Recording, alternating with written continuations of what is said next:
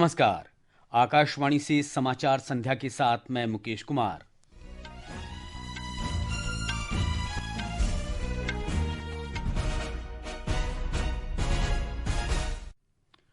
विदेश मंत्री सुब्रमण्यम जयशंकर ने कहा, भारत को आतंकवाद से लोगों की रक्षा करने का अधिकार है और देश इसका उपयोग करेगा। जंगली जानवरों के कारण फसल खराब होने और बाढ़ से धान की फसल का नुकसान प्रधानमंत्री फसल बीमा योजना में शामिल। बिहार में राष्ट्रीय जनतांत्रिक गठबंधन विधायक दल की कल पटना में बैठक। आंध्र प्रदेश में एक मुठभेड़ में शीर्ष कमांडर मडवी हिडमा सहित 6 माओवादी मारे गए। केंद्रीय मंत्री पीयूष गोयल ने कहा, भारत अमेरिका साझेदारी मजबूत और स्थिर, रणनीतिक और आर्थिक क्षेत्रों में इसका विस्तार जारी। और टोक्यो में डेफ ओलंपिक में भारतीय निशानेबाजों ने 10 metre air rifle mix team स्पर्धा का स्वर्ण और कांस्य पदक जीता। विदेश मंत्री सुब्रमण्यम जयशंकर ने कहा है कि भारत को आतंकवाद से लोगों की रक्षा करने का अधिकार है और देश इसका उपयोग करेगा। रूस के मॉस्को में शंघाई सहयोग संगठन के शासनाध्यक्ष परिषद की बैठक में डॉक्टर जयशंकर ने कहा कि दुनिया को आतंकवाद के सभी स्वरूपों को कतई बर्दाश्त न करने की नीति अपनानी चाहिए। एससीओ की स्थापना आतंकवाद, अलगाववाद और उग्रवाद की 3 बुराइयों से निपटने के लिए की गई थी। बीते वर्षों में ये खतरे और भी गंभीर हो गए हैं। ये जरूरी है कि दुनिया आतंकवाद के सभी रूपों और अभिव्यक्तियों के प्रति जीरो टॉलरेंस दिखाए। विदेश मंत्री ने कहा कि जलवायु परिवर्तन, महामारियों और संघर्षों से भरे वर्तमान समय में मानवीय सहयोग अत्यंत महत्वपूर्ण है। उन्होंने कहा कि एक सभ्य राष्ट्र के रूप में भारत का दृढ़ विश्वास है कि लोगों के बीच आपसी आदान प्रदान किसी भी ईमानदार संबंध का मूल तत्व है। विदेश मंत्री ने यह भी कहा कि भारत दक्षिण पूर्व एशिया में विरासत संरक्षण के अपने व्यापक अनुभव को मध्य एशिया तक विस्तारित करने का इच्छुक है। वाणिज्य और उद्योग मंत्री पीयूष गोयल ने कहा है कि भारत अमेरिका साझेदारी मजबूत और स्थिर है। ये रणनीतिक और आर्थिक क्षेत्रों में विस्तारित हो रही है। नई दिल्ली में श्री गोयल ने कहा कि द्विपक्षीय संबंधों को लेकर चिंता का कोई कारण नहीं है। उन्होंने दोहराया कि दोनों देशों के बीच मित्रता, लोकतंत्र, विविधता और साझा विकास के दृष्टिकोण पर आधारित है। श्री गोयल ने कहा कि वार्ता एक सतत प्रक्रिया है और भारत को अपने किसानों, मछुआरों, लघु उद्योगों और व्यवसायों के हितों की रक्षा करनी चाहिए। उन्होंने कहा कि भारत शीर्ष 5 वैश्विक अर्थव्यवस्थाओं में शामिल हो गया है और 2027 तक दुनिया की तीसरी सबसे बड़ी अर्थव्यवस्था बनने की राह पर है। पेट्रोलियम और प्राकृतिक गैस मंत्री हरदीप सिंह पुरी ने आज टोक्यो में ओसाका गैस के प्रतिनिधि निदेशक और कार्यकारी उपाध्यक्ष केजी ताकेमोरी से मुलाकात की। श्री पुरी ने कहा कि बैठक के दौरान दोनों पक्षों ने ओसाका गैस और भारतीय ऊर्जा कंपनियों के बीच सहयोग बढ़ाने पर चर्चा की।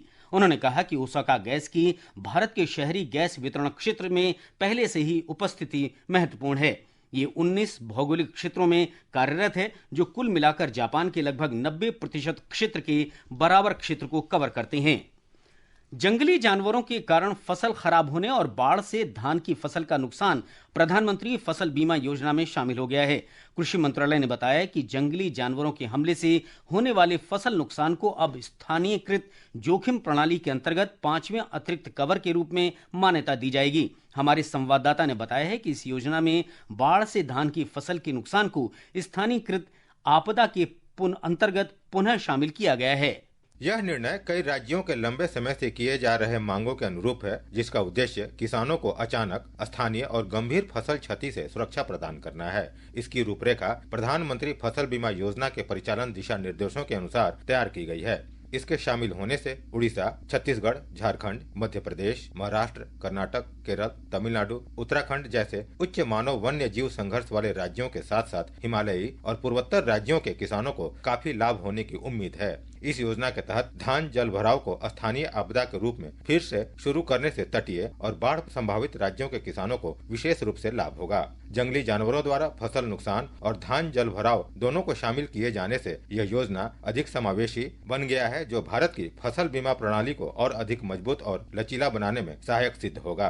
दीपेंद्र के साथ आनंद कुमार, आकाशवाणी समाचार, दिल्ली। ये समाचार आकाशवाणी से प्रसारित किए जा रहे हैं। ताज़ा समाचार जानने के लिए आप हमारे social media handle x@AIR News Hindi को फॉलो कर सकते हैं। हर उड़ान से पहले एक फैसला होता है, हर फैसले से पहले एक सवाल, क्या मैं तैयार हूँ? अगर जवाब है हाँ, तो भारतीय वायुसेना आपका इंतजार कर रही है। AFCAT 1 of 2026 के आवेदन 10 नवंबर से 9 दिसंबर तक खुले हैं। अधिक जानकारी के लिए विजिट करें careerairforce.gov.in या afcat.edcil.co.in पर। समाचार संध्या में आपका फिर स्वागत है। बिहार में राष्ट्रीय जनतांत्रिक गठबंधन एनडीए विधायक दल की बैठक कल पटना में होगी। इस बैठक में नीतीश कुमार को एनडीए गठबंधन का नेता चुने जाने की संभावना है। ब्यौरा हमारे संवाददाता से। बिहार में एनडीए की नई सरकार के गठन से पहले कल का दिन काफी महत्वपूर्ण है। कल ही मौजूदा 17वीं बिहार विधानसभा भी भंग हो जाएगी। इसके बाद मुख्यमंत्री नीतीश कुमार राजभवन जाकर राज्यपाल को अपना इस्तीफा सौंपेंगे और नई सरकार बनाने का दावा पेश करेंगे। इधर 20 नवंबर को पटना के गांधी मैदान में मुख्यमंत्री और मंत्रिमंडल के होने वाले शपथ ग्रहण समारोह को लेकर तैयारियों को अंतिम रूप दिया जा रहा है। मुख्यमंत्री नीतीश कुमार ने आज राज्य के मुख्य सचिव और अन्य अधिकारियों के साथ गांधी मैदान पहुंचकर तैयारियों का जायजा लिया। समारोह में प्रधानमंत्री नरेंद्र मोदी और एनडीए शासित कई राज्यों के मुख्यमंत्रियों के भाग लेने की संभावना है। बड़ी संख्या में गणमान्य और आम लोग भी ऐतिहासिक शपथ ग्रहण समारोह के साक्षी बनेंगे। धर्मेंद्र कुमार राय, आकाशवाणी समाचार, पटना। इस बीच नई सरकार के गठन को लेकर एनडीए के प्रमुख घटक दलों भारतीय जनता पार्टी और जनता दल यूनाइटेड के बीच निर्णायक बातचीत जारी है। भारतीय जनता पार्टी नेता और गृहमंत्री अमित शाह के कल पटना पहुंचने और मुख्यमंत्री नीतीश कुमार के साथ चर्चा करने की संभावना है। भाजपा संसदीय बोर्ड ने उत्तर प्रदेश के उप मुख्यमंत्री केशव प्रसाद मौर्य को भाजपा विधायक दल के नेता के चुनाव के लिए पर्यवेक्षक नियुक्त किया है। केंद्रीय मंत्री अर्जुन राम मेघवाल और पूर्व केंद्रीय मंत्री साध्वी निरंजन ज्योति को सह पर्यवेक्षक बनाया गया है। आंध्र प्रदेश में एक मुठभेड़ में शीर्ष कमांडर मडवी हिडमा सहित 6 माओवादी मारे गए हैं। बस्तर रेंज के पुलिस महानिदेशक पी सुंदरराज ने हिडमा की मौत को उग्रवाद विरोधी अभियानों में एक बड़ी सफलता बताया। छत्तीसगढ़ आंध्र प्रदेश बॉर्डर इलाका में अल्लूरी सीताराम डिस्ट्रिक्ट में आंध्र प्रदेश पुलिस और माओवादी के बीच में हुई मुठभेड़ में 6 माओवादी कैडर के डेड बॉडी रिकवर की गए थे। उसमें एक बड़ी नाम है central committee member Madvi Hidma, जो पूर्व में पीएलजी बटालियन नंबर 1 का कमांडर भी रहा। उनके साथ उनकी वाइफ राजा का डेड बॉडी भी रिकवर की गए थे। और इस प्रकार सीपी माओवादी संगठन का जो एक क्रीम की हड्डी के रूप में और एक आतंक का चेहरा रहा माडवी हिडमा का डेड बॉडी रिकवर करने न सिर्फ छत्तीसगढ़ पुलिस के लिए संपूर्ण भारतवर्ष में जो नक्सल विरोधी अभियान के लिए एक निर्णायक बढ़त रूप उसको हमको देख सकता है।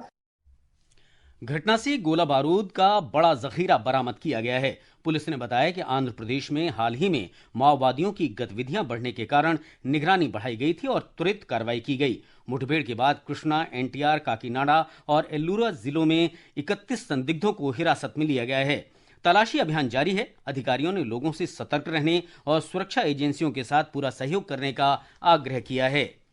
प्रवर्तन निदेशालय ने आज दिल्ली और राष्ट्रीय राजधानी क्षेत्र में अल फलाह समूह से जुड़े 25 से अधिक परिसरों की तलाशी ली। ये तलाशी अभियान वित्तीय अनियमितताओं, फर्जी कंपनियों के इस्तेमाल, आवास संस्थाओं और धन शोधन की चल रही जांच का हिस्सा है। अल फलाह ट्रस्ट और संबंधित संस्थाओं की भूमिका की जांच की जा रही है। इस महीने की 10 तारीख को दिल्ली के लाल किला के पास विस्फोट के सिलसिले में कई डॉक्टरों की गिरफ्तारी के बाद अल फलाह विश्वविद्यालय जांच के दायरे में आ गया है। राष्ट्रपति द्रौपदी मुर्मू ने जल की उपलब्धता और सुरक्षा सुनिश्चित करने के लिए सभी से मिलकर काम करने का आग्रह किया है। उन्होंने कहा कि जलवायु परिवर्तन आज के समय में जल चक्र को प्रभावित कर रहा है।